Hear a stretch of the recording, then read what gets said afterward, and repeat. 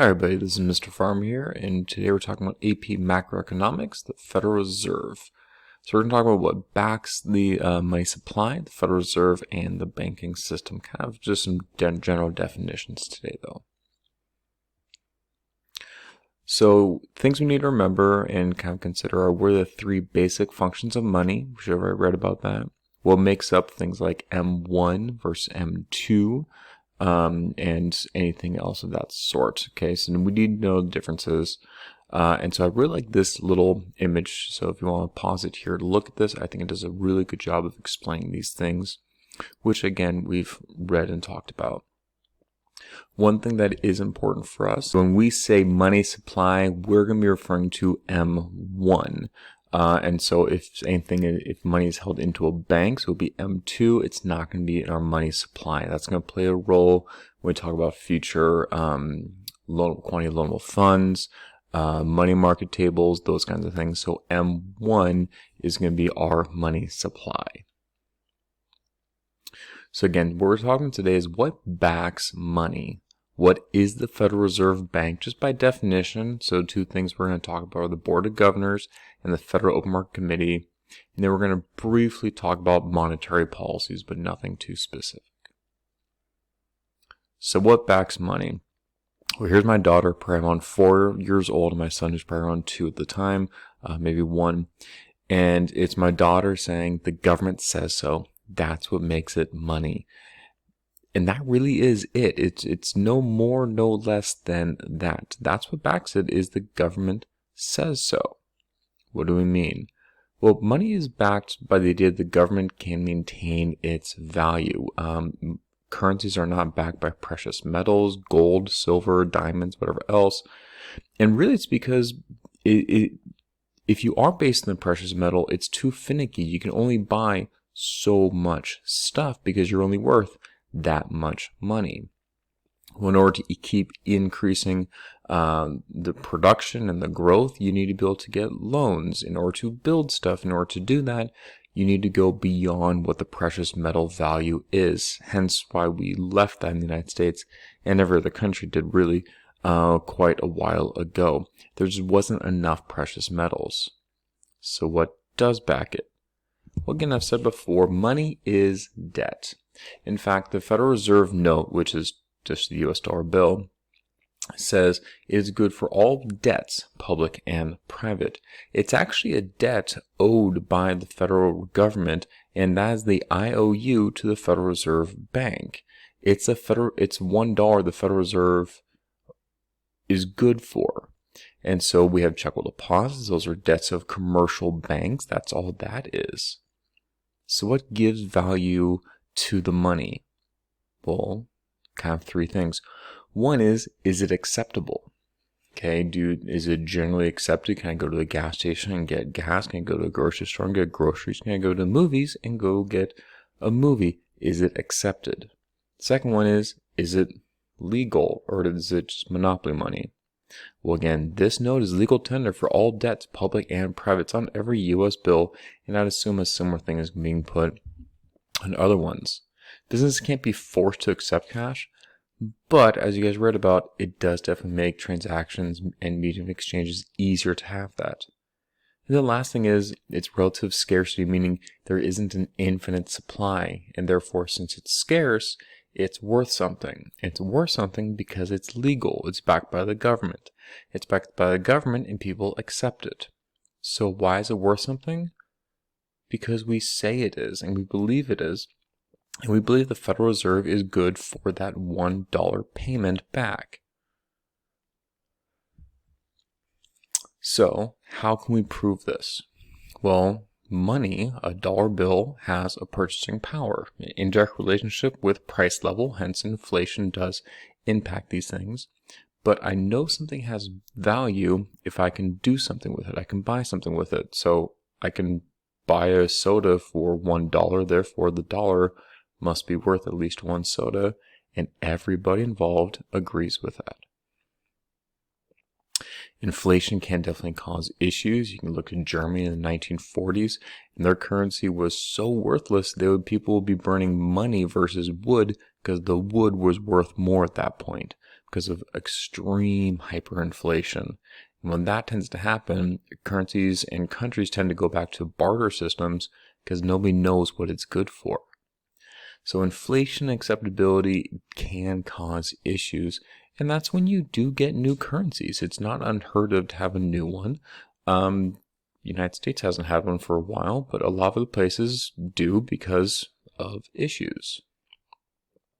And that's one of the main things the Federal Reserve is going to do, is try and make sure that the supply of money, make sure that is stable, that the currency doesn't fluctuate too much or too little. So inflation, not a bad thing. It's okay to have some. Again, we talk about that.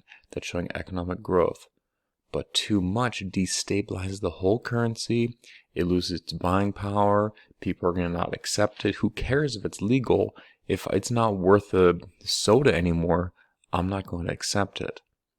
And so money supply is going to be an important thing to look at, and that's going to also affect things like interest rates as well.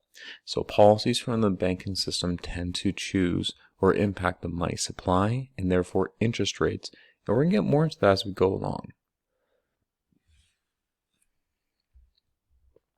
So again, the big bank we've been talking about is the Federal Reserve Bank. We're mentioning in passing.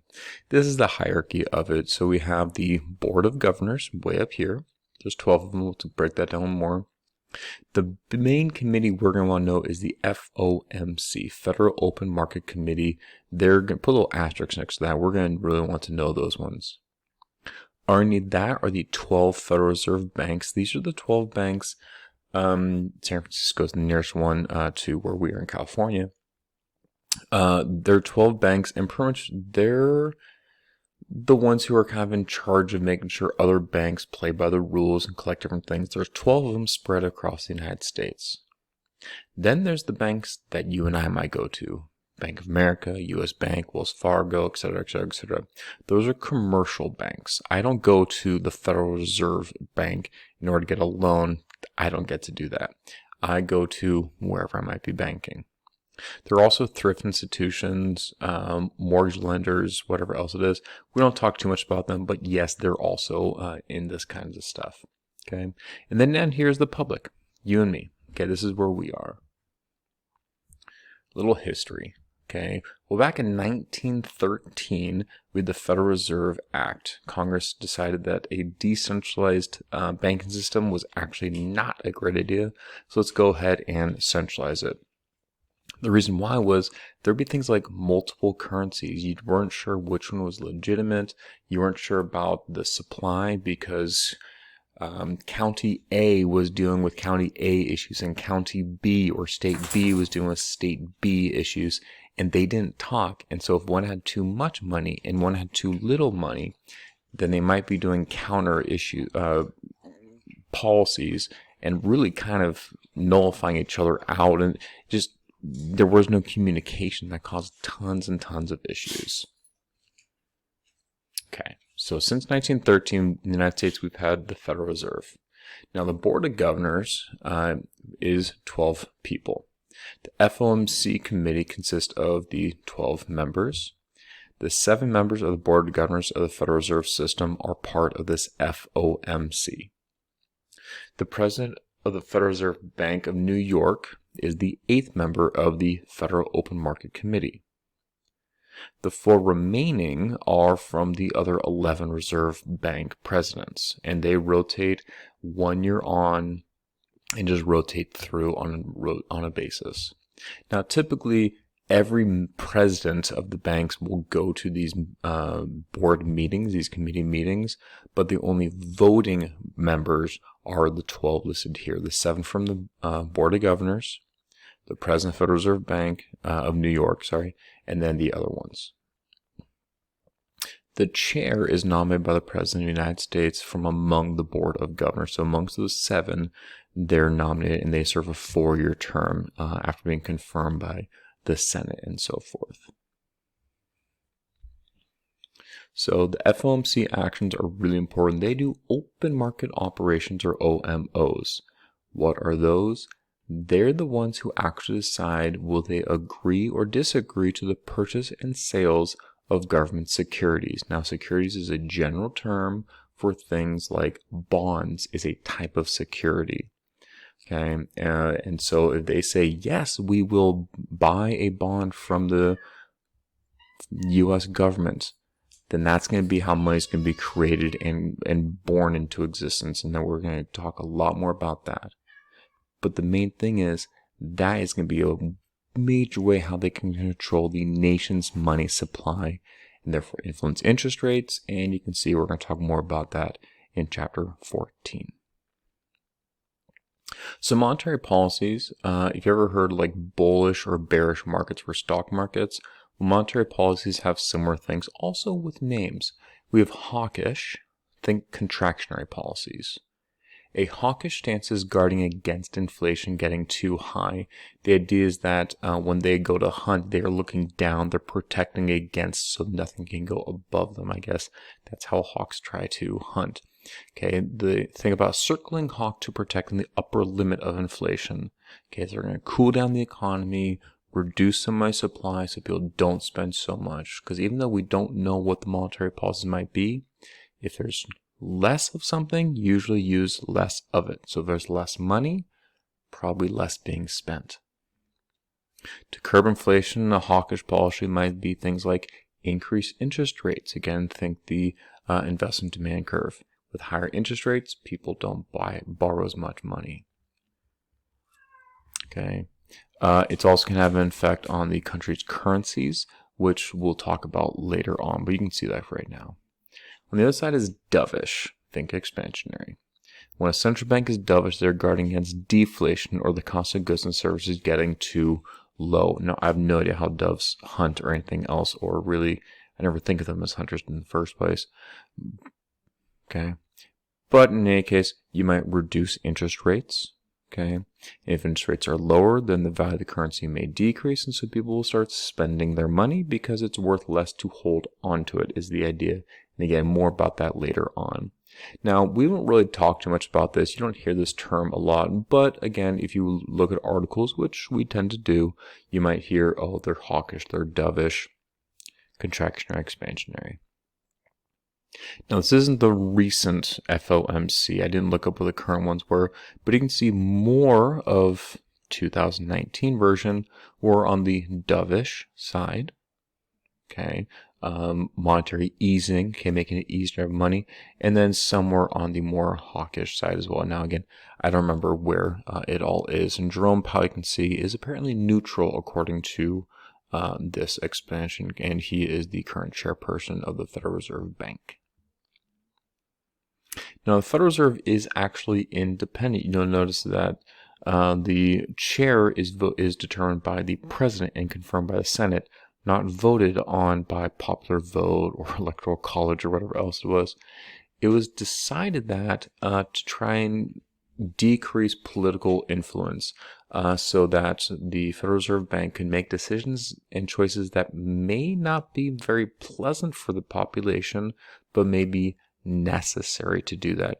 Increase interest rates in order to curb inflation, hawkish stances, which is more difficult to get money and loans. Nobody likes that, but it might be necessary during certain circumstances. Again, studies have shown that countries with independent banks, like the United States, there's nothing federal about the Federal Reserve Bank, as they're saying, that independent banks have lower rates of inflation than countries with no central banks. So here's a picture of the actual 12 Federal Reserve banks. I can see here San Francisco, which is just kind of the largest section. Boston, New York, Philadelphia, the Board of Governors right here, Richmond, blah, blah, blah. Okay, these are the 12 Federal Reserve banks, and there's also satellite offices, like there's a satellite office in Seattle, for instance. But these are the main headquarters that you can go to. Now, have you ever looked at a US dollar bill? You may notice things like there's a random L or a 12 or whatever else it was. What that actually identifies is where was it printed. So again, I'm in California, so most of mine have L12. It's like bingo. That was printed in San Francisco. That's all it means. And if you get all 12s, A through L, you have $12. There's no collector's fee for that. And oh, you got them all. It's not Pokemon here. Okay. But if you're curious, you can definitely look at that. It's kind of fun just to see that kind of stuff. Now, again, the Federal Reserve is what's called a quasi-public bank. Each Federal Reserve bank, the central bank, is owned by private ownership and public control. So what do we mean by that? It's owned privately in that in order to be a commercial bank that does banking in multiple states, you need to follow underneath the Federal Reserve guidelines. Insurance policies, that you have those jurisdictions, whatever else it was, that you actually talk to San Francisco if you're in the western portion of the United States, or to the Minneapolis branch, or wherever else it was, depending on what it is. You have to actually talk to them so they can make sure that everyone's playing by the same rules. How do you do that? Essentially, the commercial banks buy stock in the Federal Reserve Bank, and that's part of the charter to do this. So that's what I mean by they're privately owned.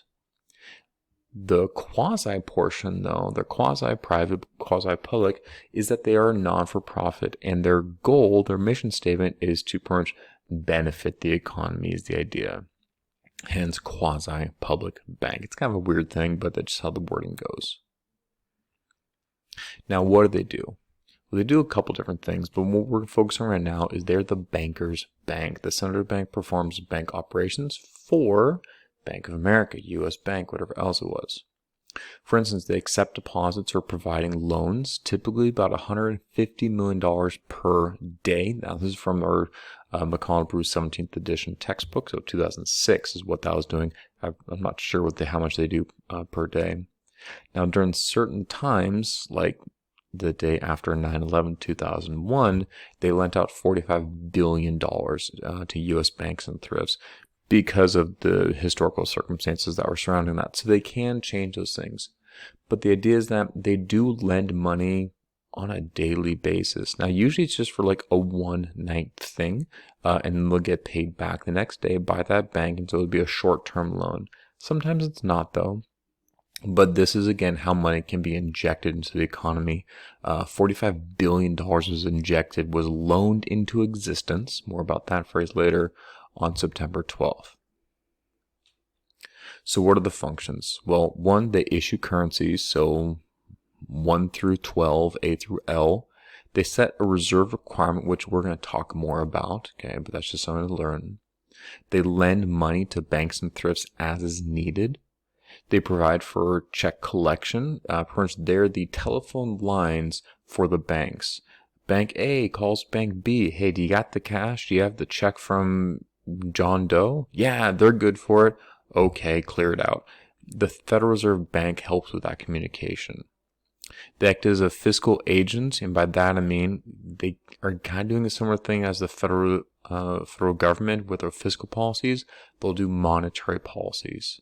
They supervise banks. They help control the money supply through open market operations, through lending practices, through all sorts of different things. All right. Until next time.